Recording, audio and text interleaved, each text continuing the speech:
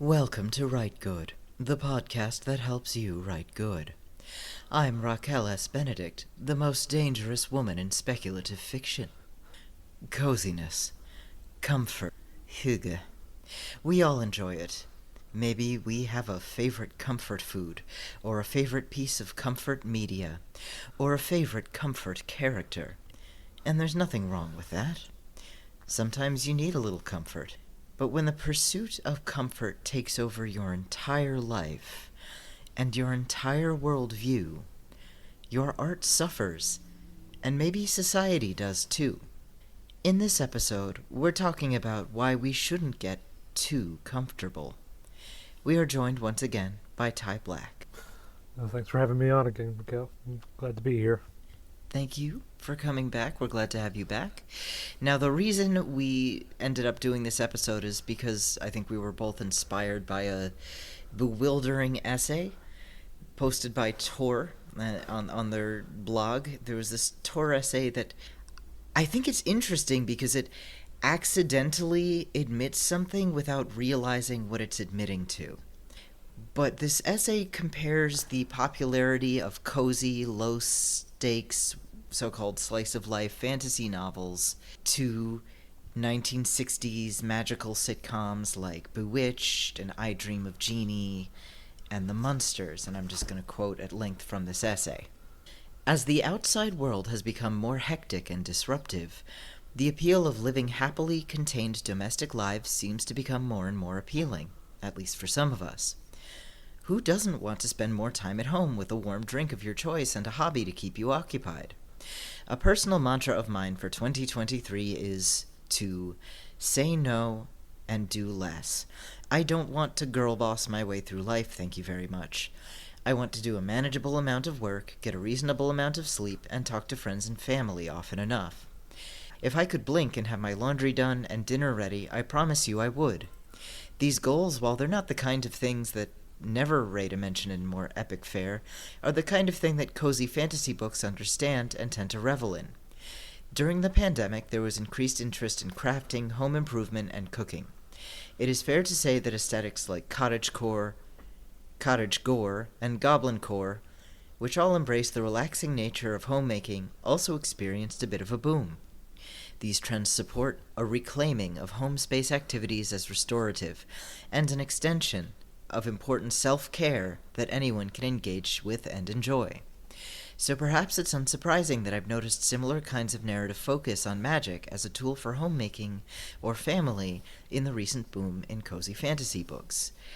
And I think this essay's so interesting because I do agree in part. I definitely agree. Yeah, I think a lot of this is coming from this desire to drop out of the world because the world's fucked up and it's like I can't deal. I gotta go. But what this piece says is uncritically, and that's good. Or at least that's not mixed. Like, no, this is fine. And the piece even goes so far as to say that not only are these contemporary cozy novels subversive and brave and blah blah blah, but actually those 1960s television sitcoms were actually very subversive and very feminist, and I'm sorry, it's a sitcom from 60 years ago. This is not a radical feminist. Like, I like Bewitched. It's a fun show. It's really charming. You know, I Dream of Jeanne. Well, I thought I Dream of Jeanne was kind of stupid. But, like, they're fine. They're cute. The monsters are cute. They're fine. But if you examine the premise of a lot of those 1960s sitcoms, like I Dream of Jeanne, like Bewitched, or I Love Lucy, which isn't magical, but kind of in there, there's this current running through them of men trying to contain their wives' crazy outsized energy. Like, the whole thing was Bewitched, you know, Samantha's a witch, and Darren's constantly annoyed because she keeps doing witch things, and he gets mad when she uses magic or something. Or I Dream of Jeanne, Jeannie's magic causes all this trouble. I Love Lucy, Lucy isn't magic, but she wants to be in the show, and Ricky doesn't want her to be in his show, despite the fact that she obviously has a knack for physical comedy and is a good-looking redhead, because he wants her in the kitchen, right? Like, so there's this context underneath. I think in the real world, I think people saw this sort of second wave of the feminist movement brewing. So in that context, this popularity of a bunch of sitcoms about men trying to contain their wives' crazy energy, there's a weird little political implication there. And I don't think that you're a bad person or you're anti-feminist for liking these shows. I love these shows. I fucking love I Love Lucy. It's really funny. Bewitched is really great. They're charming.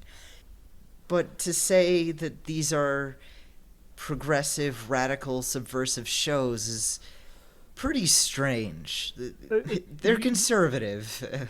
You still had the Legion of Decency operating in Hollywood, dictating what could and could not be shown on TV. And at least within horror, the reason we have Texas Chainsaw Massacre, one of the most influential films ever made, is because it was in part a response to that image of cozy domesticity that those sitcoms put forth.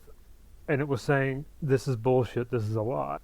Yeah, and I think it's worth noting that this notion of the family, really the nuclear family, the suburban white nuclear family, held up as an ideal, was used to reinforce male domination of women. It was very anti-queer. It was very hierarchical. Dad is the head of the family. Mom is the right-hand gal. The kids are almost like property.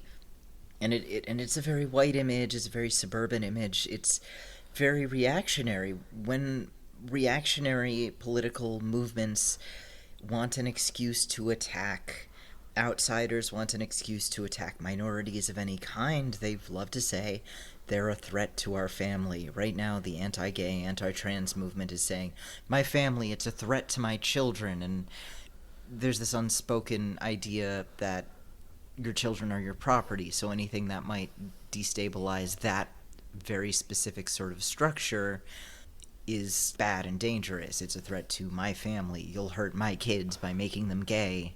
And that's what's so bizarre about this article, is supposedly SFF is in the what does the blob call it? The Rainbow Platinum Age, where it's on this cutting edge of queerness and Right. found family and rethinking these conservative institutions. And yet this could have been written by Dr. James Dobson.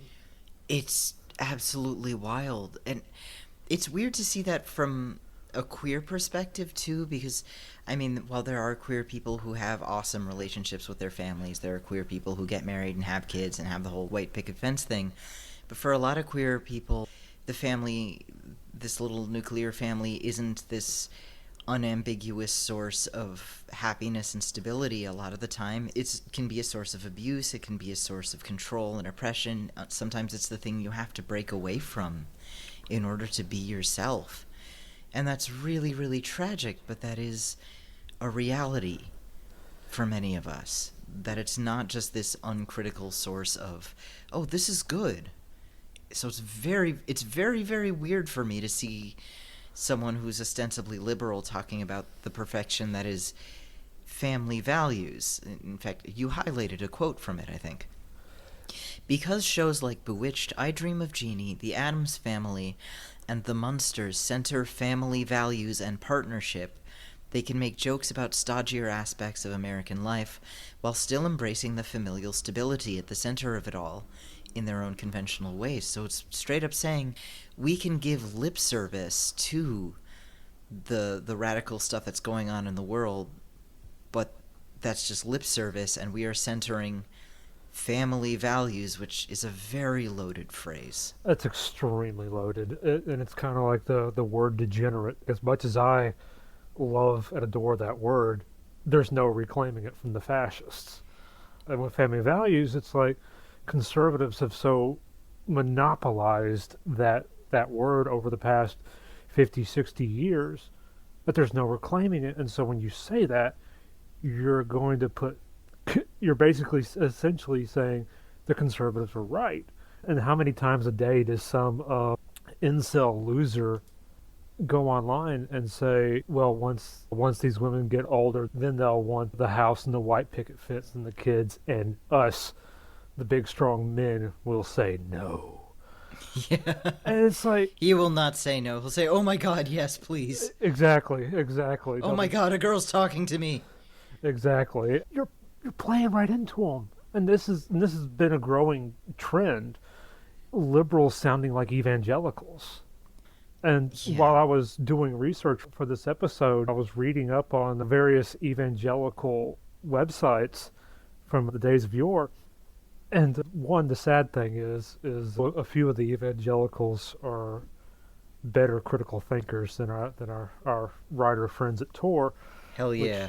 which just broke my brain a little bit. But in one article I linked, they talk about Game of Thrones and how nihilistic and pessimistic it is, and how that makes it a bad show. And it's like, well, how many times a day do we have the cozy fantasy people saying, "Well, I don't want that nihilism of George R. R. Martin." Yeah. And it's like you're saying the exact same things. You're both going toward this center point that is not good. Yeah, the idea that something that makes me feel uncomfortable is inherently harmful is a And very reactionary idea. Part of being a free person in a free society means you're not going to be comfortable all the time. You're going to see shit that you think is weird and gross, and you have to sort of deal with that and get the fuck over it. Just recently, a man murdered another person on the subway because the victim made him feel a bit uncomfortable because he got kind of loud and weird in public. So, this addiction to we need to chase away anything that makes me feel weird, anything uncomfortable, anything unpleasant, it has, at its extreme, it ends in violence. It's not a good idea, it's not a progressive idea, and it becomes this weird authoritarian idea. And there's it, nothing wrong. I want to say there's nothing wrong with being comfortable sometimes. There's nothing wrong with comfort food. But telling yourself it's this radical thing, it's dishonest. It's like you're eating french fries and telling yourself, no, it's a vegetable. It's okay. I put ketchup on it, so it's a salad now. Like, no, motherfucker. You're eating french fries. exactly. And everybody needs that thing that emotionally recharges them. For me, it's friendships. But it is part of being an adult to give back. Yeah. And what this desire for coziness strikes me as a flight from reality. It is essentially a rejection of reality, and Escape modernity, return to tradition. essentially yes. And for the liberal, they'll put it in terms that make it sound like they've been on the picket line all day long. When we all know, being incredibly online people, we've all been just reading the same posts. Yeah. We're all being destroyed by the same algorithm that is there to crush us. And while they have that fig leaf, it is still of the same essence as the conservative flight from reality, which is my beliefs are under assault. I have to find a rural farm to hide away at until the gay menace has passed. Yeah. I need my bunker. I need my bug out bag. I need my suburban fortress of solitude. I need my sort of magic happy space that nothing can threaten. And by threaten, I mean just change. Like, change is a threat. When Stephen Crowder was talking about how the divorce threatened his family, it didn't threaten his family. It didn't endanger them. It just changed it, and I think changed it for the better because he's a shitty husband and father, and I'm glad. I'm sure his wife is awful, but I'm glad she got the fuck away from him, and I hope she takes the Absolutely. kids with her. That is Absolutely. 100%. I am on her side in this divorce. Good for her. It's just what will disrupt my control, what will take away my control of everything.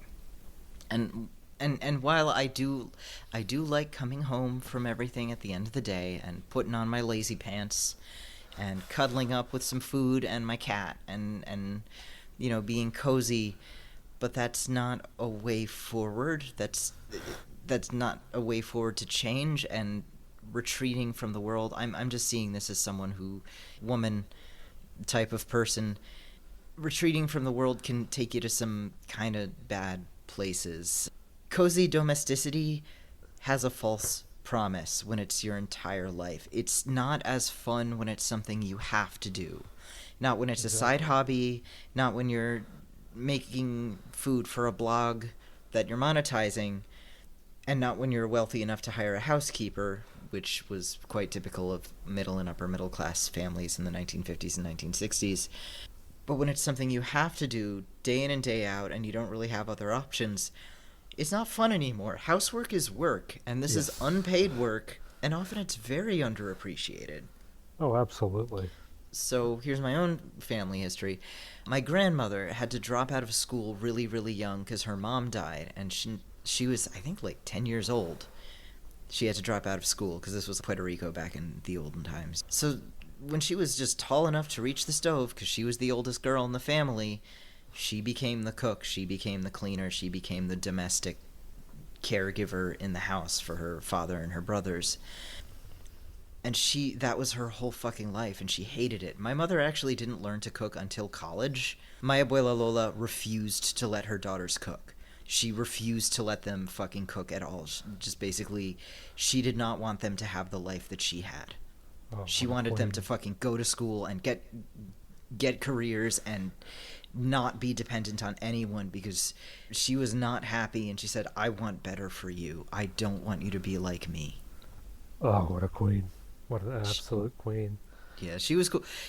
The only way, because housewife totally dependent on the husband for money, and my grandfather was really like a total skinflint. The only way she managed to get pocket money for herself was by selling loosies, like selling loose cigarettes to teenagers. She fucking rocked. She would have made absolute bank off me, my goodness. She fucking rocked. I grew up in a larger than average family, and it was surrounded by families with 10, 12 kids. This image of cozy domesticity is an absolutely false one. It's an aesthetic and nothing more, and they're mistaking the aesthetic for the reality, because if even the old stand-up jokes is one day you wake up and you notice your partner's really annoying.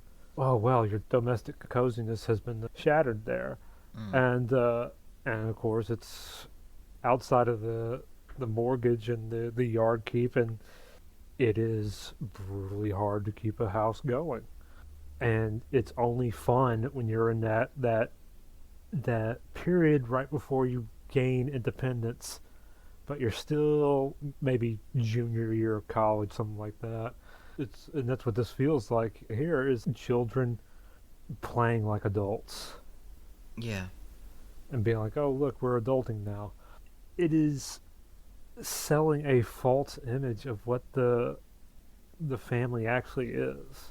Yeah. On my way over here to record, I had this nagging feeling all day. It's like, oh, this reminds me of somebody. This reminds me of somebody. Who the hell is it? And it's every HBO dad.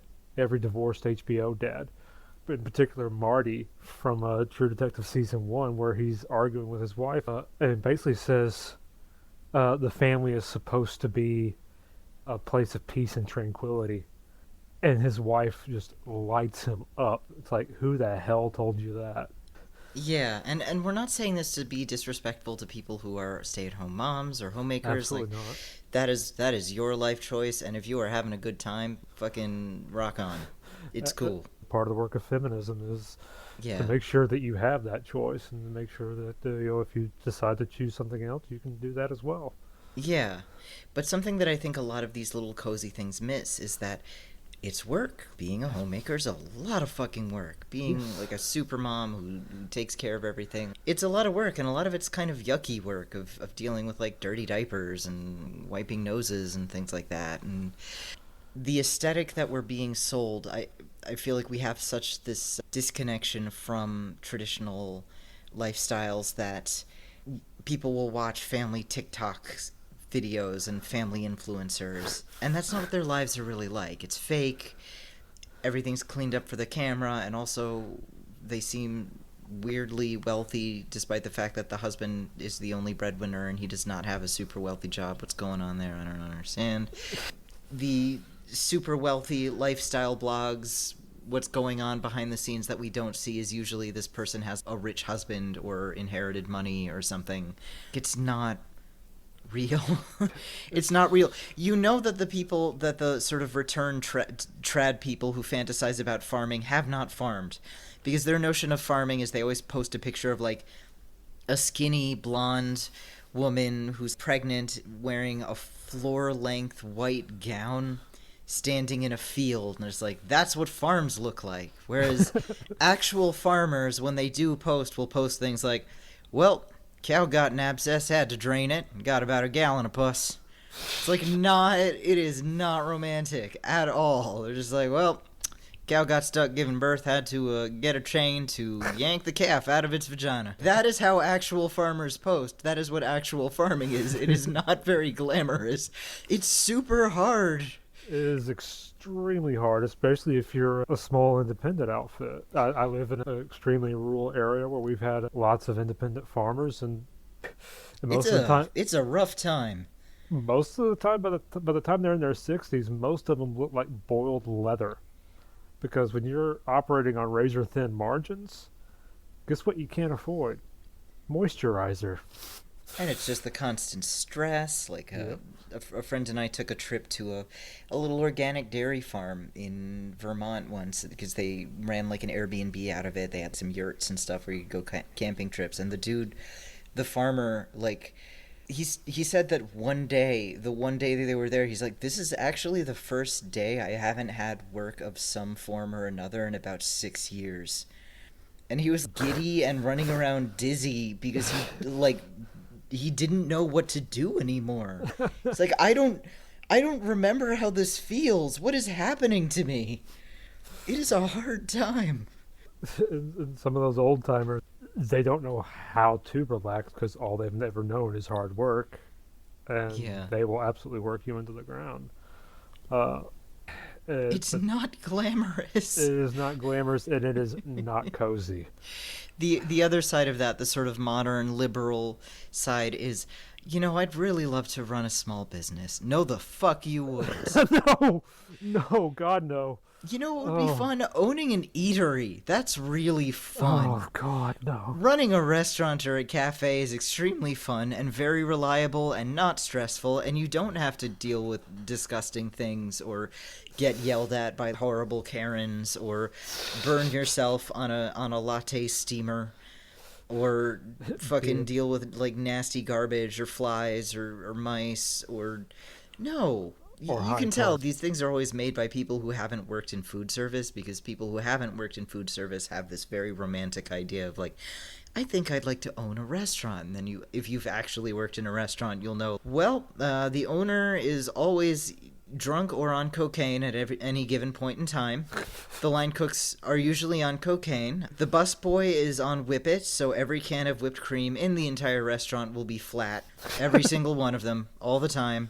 The servers do whatever they can get their hands on. Nobody's sober. Nobody's having fun. Everybody smells The Bear. The Bear is pretty fucking accurate, honestly. That show, The Bear. And it is, just like farming, it's grueling work that we don't appreciate or compensate enough. And on cooking shows, they can make that look good. Yeah. But in reality, once again, people falling for the aesthetic. But it is stressful. There are a lot of injuries in kitchens because you're using knives and heat sources really, really, really fucking fast.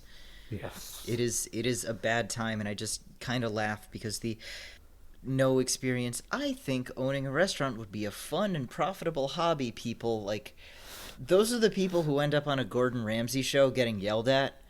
Absolutely. Like getting called a fucking donkey or something. That's what happens when you actually try to live that fantasy, because it's really not fun, and you're probably not going to make money. Most restaurants don't make profit in at least, like, the first 9 months. It's bad. Get into products. Don't get into services, get into products. Yeah, don't get into services. Don't get into restaurants. There's so many restaurants. And the subsect of the restaurant within the cozy universe is the coffee house.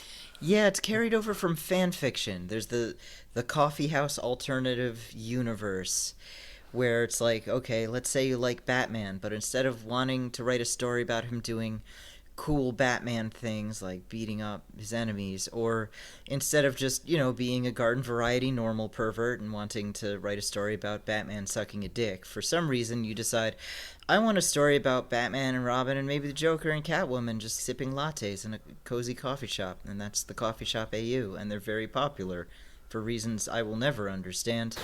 And now we're seeing that kind of ported over to traditionally published sci-fi fantasy. There's always a wacky cast of characters, but the characters are sort of these stock characters, stock character types. Because if you learn to write from fan fiction, you never really learn how to do the hard work of actually developing characters on your own. So you just kind of pluck from standard types and shove them in there. Much like restaurants, it's like coffee houses or restaurants, but even more so because the margins are even thinner. Oh, they're thin. And people are grumpy because, like, they haven't had their coffee yet. In the morning, you are dealing all of your customers are people who haven't had their coffee yet. And they're all ordering from the so-called secret menu of fucking bullshit drinks that are way too elaborate, and I hate them. I feel like if you order, like, a secret Starbucks drink off the secret menu, quote-unquote, on TikTok, the barista has a right to punch you. Absolutely. Without being wonderful. Arrested. It'd be wonderful. Yes, I would be wholeheartedly in favor of that. I would 100% give baristas the power of vigilantism. And I don't really. There's an element here where they've people watched enough to where they're just like, oh, wouldn't it be great if all these people I see in here on a regular basis, if we were friends? Because I don't know of any coffee house, and I've been to many of them in big cities and small and in neighborhood ones and chain ones, where there's this friendly atmosphere where everybody's getting to know each other and having a grand old time. You're right. There will usually be small groups of people because they've come together with their friends. But it's not like Cheers. Yeah, it's not like you walk into the door of the coffee shop and it's like, Norm! Woo!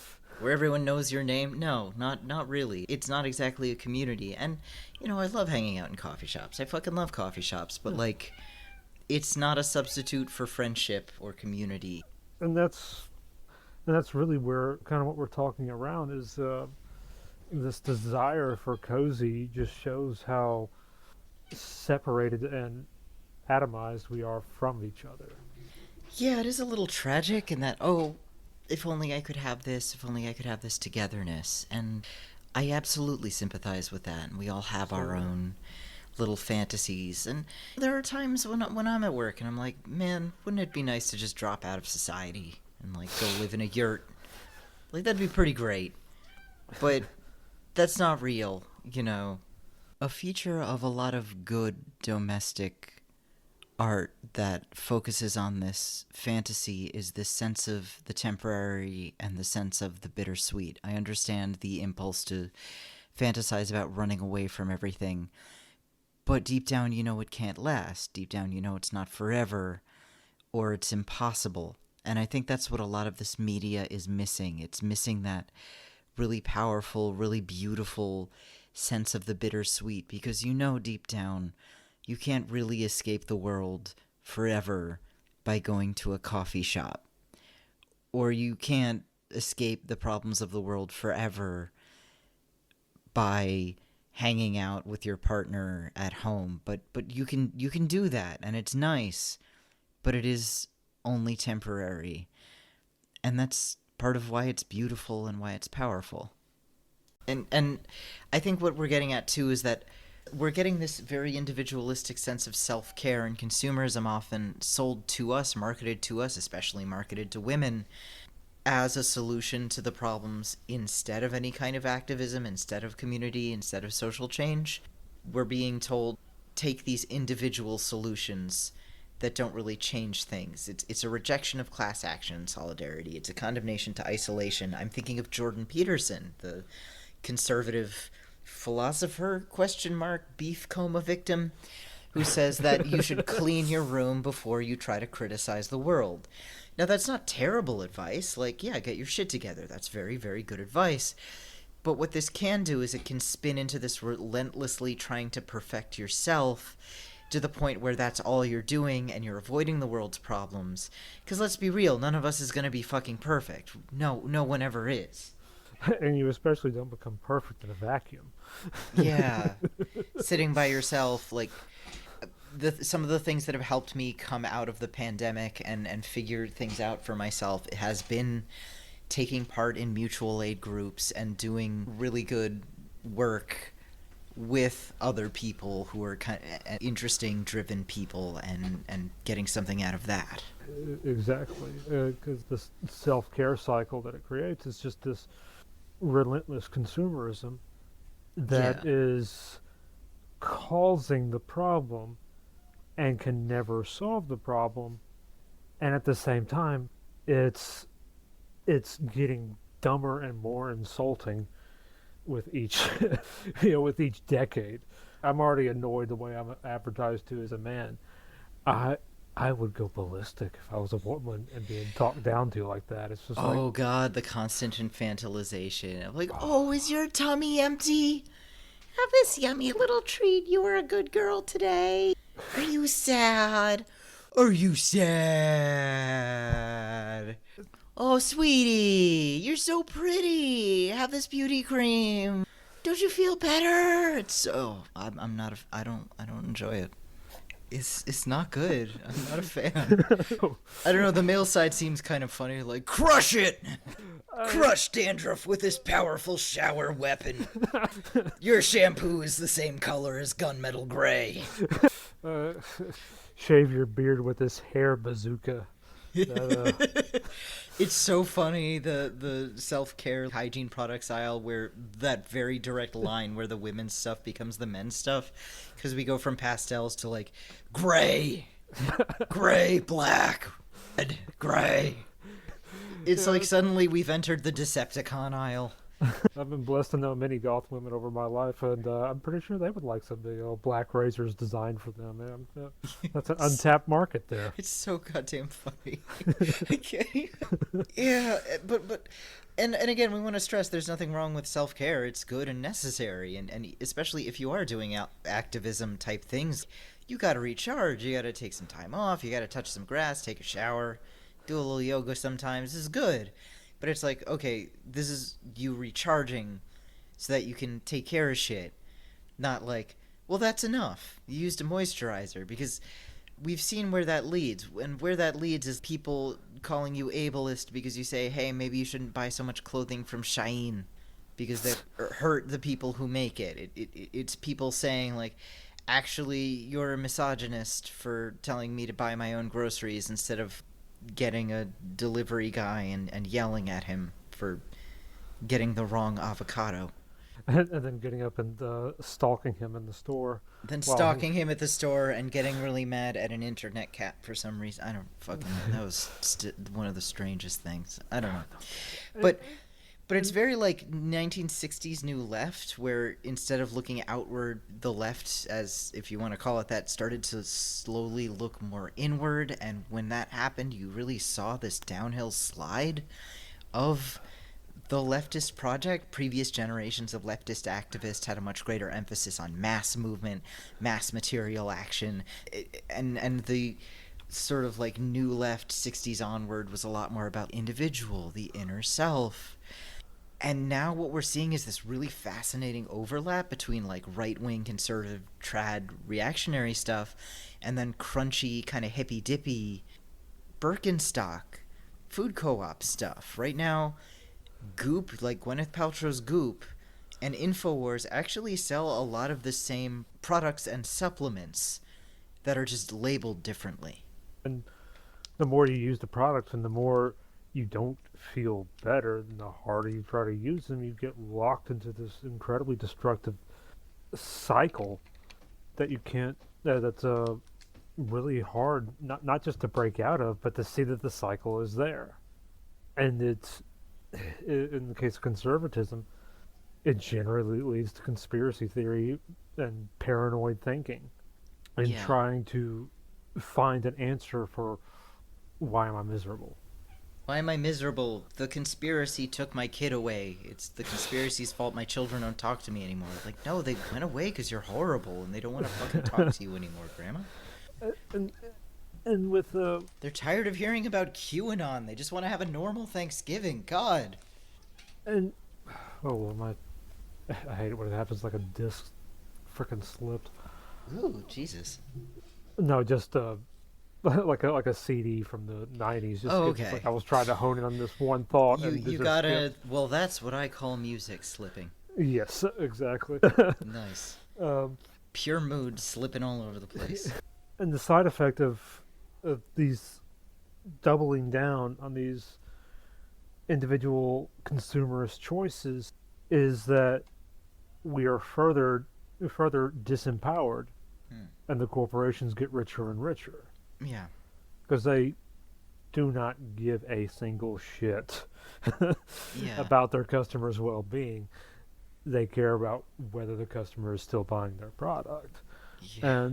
and it's bizarre that I'll keep harping on this, but it's bizarre that people are mistaking the aesthetic for the reality. Yeah. Yeah. And while I'm gonna say I don't think that if you enjoy Legends and Lattes, you're a Nazi. I don't think that's the case. I don't think if you like old episodes of I Love Lucy, you're like a trad wife or anything. But what I'm saying is that this trend, as a trend, it can be a little concerning.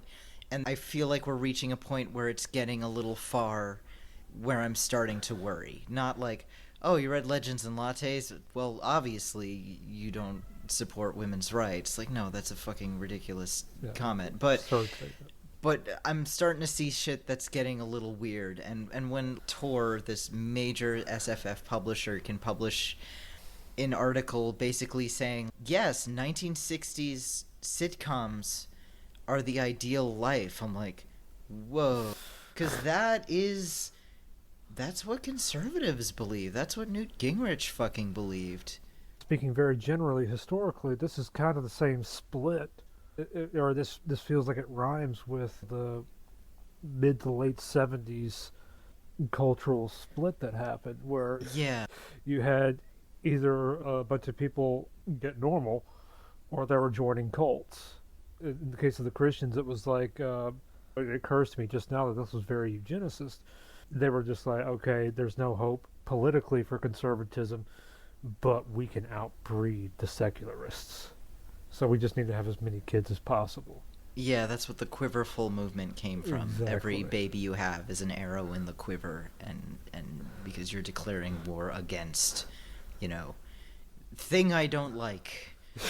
Against whatever thing is not this extreme version of Christianity. So let's talk a little bit about that trad homesteader fantasy. This is something that you're way more accustomed to. I had more of a hippy-dippy upbringing. So yes, a little bit of my background. I was raised in the Protestant cult, IBLP, which stands for Institute in Basic Life Principles, which is the most benign sounding organization that just immediately sends chills down your spine. I grew up in the rural South, deep in evangelical and dominionist culture. My summers were spent at a dominionist political activist camp called Teen holy Pact. Shit. Called what? Teen Pact. So you went to Jesus camp, like in that documentary. Oh yeah. Ooh, wow. In case, we were much more political focused than spirituality focused, but there was a healthy blend of both, and every bit as insane. After a 10-year process and then a 4 to 6 year process of leaving conservatism, here I am now. And it's incredibly discouraging watching everything that was segregated in my corner of the world growing up has now become mainstream. Like, for those who remember Ray Comfort, the Banana Man, I saw him speak every year at IBLP's general conference in Knoxville. And the person I always looked forward to, because I was a political nerd as a kid who deserved to be thrown in a locker, my favorite speaker was David Barton, who became Glenn Beck's historian. Oh my who's, god. yes, the person who's always talking about the biblical foundation of the Constitution, that David Barton. I, I saw him all the bloody time Oh growing my up. god. That And is wild. and since my family did not consider it weird enough that we were all those things already, they were Pentecostal on top of it. So I have seen every batshit insane stripe of Christianity you could Are possibly those the people conjure. who like speak in tongues? Yes. Oh wow. Yes. We were not snake handlers, but there were tongue speaking. Whoa. I was a Unitarian, man. I wish I had. I wish I had been Unitarian. I Oh don't even my! know what it is. I still don't. A Unitarian friend of mine also says Yeah. that. What do Unitarians believe? I don't know. The first thing I heard in the mornings was Focus on the Family's flagship radio broadcast with Dr. James Dobson as one of the hosts on there. We listened to that while we ate breakfast, and my dad went off to work. And then the afternoons was Rush Limbaugh, and not really much at night because we didn't have TV or anything like that. And with that came homeschooling curriculum, and there are advantages to homeschooling. Like I am severely dyslexic, and if left to the the wiles of our local severely underfunded public school, I probably would have been put in special education and left to flounder. While my mom took the time and much against my will as a 4 and 5 year old, forced me to read. Wow. She destroyed your love of reading. How dare she? How dare she? That one act saved my life multiple times. And so there is advantages to that. If you want to really challenge your kids, you can. And if you're going to be really lazy about it, there's not much to stop you either. And in the homeschooling curriculum, which through grade school was Mennonite, and then junior high and high school was from Becca, which is hyper fundamentalist, from the Pensacola Bible School, I believe. I forget their name off the top of my head, but they are actually the crazier version of who produced the rest of my textbooks, Bob Jones University. Oh, wow. The crazier version of Bob Jones University is Yes. quite a thing to say. I will give Bob Jones credit for this. Even if they hated an author like D.H. Lawrence, they may not come out and say that he was gay, but they would have a whole unit on him and his work and show why it was considered a classic. And for reasons unknowns to me, they had a massive section on Nathaniel Hawthorne, which was my first contact with anti-Puritanism, and it was a revelation to me. Oh, that's cool. And with ATIA, and they essentially took ATIA and IBLP, spent all that time, and I'm still not entirely sure what the difference between those two organizations are because they're so closely knit. They're almost like Scientology and Sea Org, for example. But they would essentially take all those 1950s and 60s attitudes and make them theology. And so one of the things we had, and this could be ripped right out of these conservative sitcoms, is we had the thing called the umbrella of authority, where the father is under God, and then it's the mother, and then it's the children. And if you disobey the mother or the father, you get out from underneath the protection of that umbrella, meaning you could be punished by God. Wow. Which set up this incredibly rigid hierarchy. And that's essentially taking the attitudes that is being lionized here in this essay, so making them theology, and then imposing that as reality on people fleeing from reality here. And while there are parts that I appreciate, especially about the reading and stuff, It was mostly an extremely boring, extremely fearful, and extremely confusing way to grow up. And so much about of this comes down to control Mm. and making sure, because in their eyes, the tratty eyes, and what's subtly hinted at, and then you have the liberals who kind of graffiti their spray paint over it and call it progressive. Essentially, you have this whole system that is treating women and children as if they are property, but property that can revolt against you, Yeah. property that can break away. And so that's essentially what this comes down to, Yeah. Yeah. is locking somebody away in their consumer box, and then either one wilting, if someone's a liberal, wilting before the state of the world, or if you're a conservative, getting increasingly madder at the state of the world. Yeah. There is nothing glamorous or wholesome about it. Well, it's not glamorous because I know, because whenever these trad wives actually post a photograph of what they've cooked, it looks like fucking dog food. None of these bitches can cook. It's incredibly funny to me. I love it. Every, like, here's my homeschooling, blah blah blah. Here's the food, and it's like, this is fucking trash. What are you can't boil an egg? It looks like you put a packet of cream cheese and a bag of baby carrots into a crock pot and just turned it on. That's your dinner? It's so funny you bring that up because They cannot cook.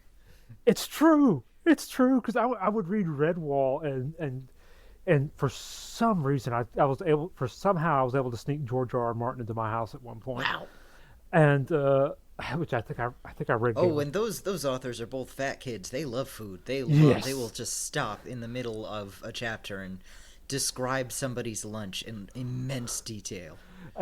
And I kept getting so baffled on why they were describing food. It's just like, why are you doing this? What the hell? And it's like, I was like 24 when it finally hit me. It's like, oh, food's supposed to be good. Oh my god, dude! Oh no! Oh no! And while these seemed like, to touch back on that, while this shrieking away from reality seems like the only possible option, the effect it has takes decades to work out of. Yeah.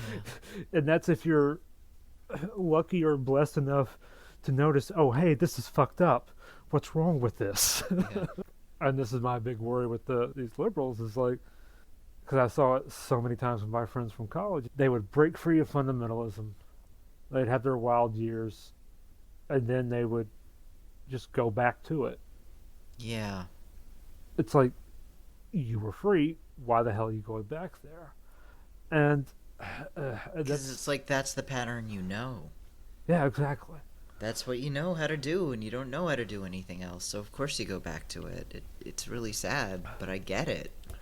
And it's that desire for the comfort and the knowable. Yeah. That leads to that.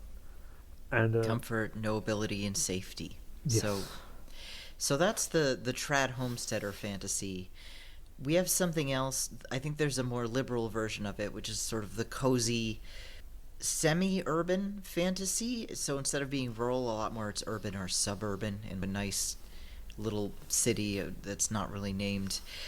And instead of having a homestead on the prairie, the fantasy is to be a small business tyrant, which in another way is another kind of small petty tyrant running your small little mini kingdom. Exactly. And I find it very interesting that this tour piece uses the phrase found family to describe a workplace.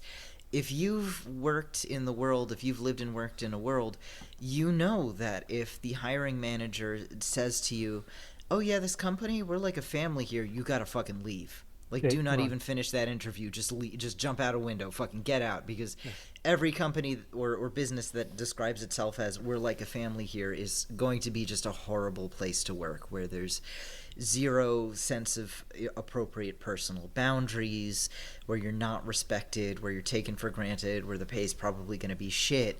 And when you stick up for yourself, it's like, how dare you? You're hurting my feelings, almost. Why would I care if the boss's feelings are hurt? Because I want to fucking raise. Like, I don't know. So, referring to found family at a workplace just gets my hackles up, because no, your workplace isn't your family. You might like your coworkers. I've worked in places where I really liked my coworkers and was friends with my coworkers, but, like, they're not your fucking family. The fantasy here is it's still very isolated from the world in many ways, or you have limited social interactions. All of your relationships are hierarchical, like boss or employee, and or transactional, like you're meeting your customers or your clients. They're not your friends. Your customers are your customers. They're your clients. You're there because you are exchanging goods and services for currency, and that's it. And that is okay. That is what a business is. But that's not a community. That's not a family. These things are very clearly written by people who haven't worked retail or food service. So my question is, if this is your comfort, who are you comforting exactly? And it sounds kind of like we are comforting customers and not workers. If you see yourself as a customer first and foremost, I think there was a big shift in the American consciousness sometime around the 20th century where we stopped seeing ourselves as community members. We stopped seeing ourselves as citizens, and we started seeing ourselves as customers instead. And what this project has done has been to undermine our solidarity with other people, undermine our solidarity with our other workers, and have us identify primarily with the corporations, with the businesses that we do business with. We identify ourselves as fandoms, as consumers of particular media, and not as people who are in a community.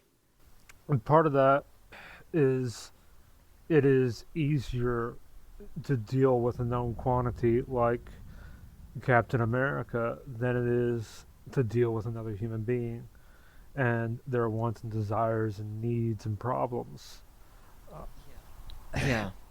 It is incredibly easy to want to retreat into the safety of fantasy, but that way lies misery. Because Captain America and its rights owner, Disney, will never love you. I mean, we know that people who are really big into fandom are by and large not happy, well-adjusted people. They're not having a good time. No. They're getting into fights about ships. Like, that's not a good way to live. To go back to what you were talking about, the boss and the job as family, that is straight up business school propaganda. Ooh. Where they'll paint this picture of the business world as this great and innovative place of smart people doing smart things and all getting along. And the reality is, like, it's just a way to make you work harder. It is a way to put aside your actual responsibilities to your family. God, one of the most horrifying experiences I had in business school was listening to a presentation recruiting thing by PwC. And they had some sort of South African guy showing pictures of their team having mandatory fun. Ooh. And the guy really fucking said, with his whole chest, we work hard, but we play hard too. And then he stopped himself. His face kind of turned red, and he stepped away to let the next person speak. I can't hear that line without thinking of The Simpsons, where they're in the gay steel mill. Which, I'd be cool with that. That I would be fine if that was my found family workplace. If it was me and a bunch of really, really hot steel mill workers. Yeah, and they're probably union too.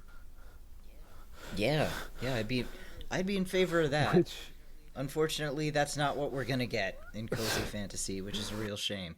If you do have a family at your job, it's going to be your brothers and sisters in your union who have to deal with the same shit that you have to put up with day in and day out, and who are going to be by your side when it's time to call the employer to task. Yeah. And every single time with these business types, and these, we're a family business, it's like somebody hits 60, somebody hits 70, and they're like, well, Now it's time to move on to the next phase of my life and focus on my family. You Yeah. loser. The time to focus on your family was when they were young and when they were growing up and when they were teenagers and when they were going off to college and becoming a adult. You've missed it. You fucking missed it. And that's another really baffling part of this essay is the author points out, well, people want this cozy domestic fantasy because partially as a result of disappointment with corporate America. And within the essay, there's a hyperlink there, and I thought for sure this will be about accountants at PwC or Ernst and Young or Deloitte having to work 70 to 80 to 90 hours a week. And no, it was an article that went to layoffs. Mm. It's like, excuse me? That's what the Mm. business world does. Is Yeah. the cheapest and quickest way to increase revenue, to increase net income, is to get rid of the most expensive factor you have in there, and that's employment. And it boggles my mind that someone would be so delusional as to think that businesses wouldn't lay people off.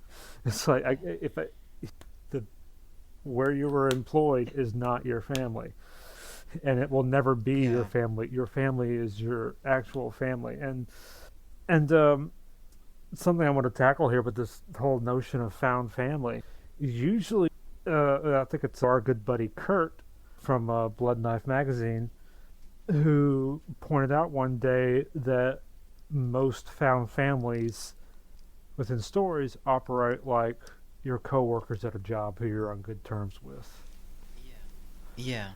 And there's usually very little tension or drama between the members of this found family.